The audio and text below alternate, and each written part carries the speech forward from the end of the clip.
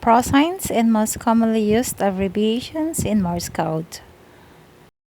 Prosigns or procedural signals are shorthand signals used in radio telegraphy.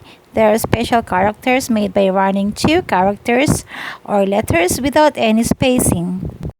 For example,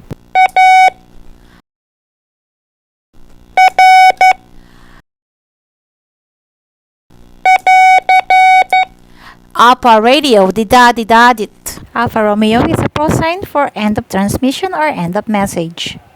To distinguish with regular characters, it is written with overscore.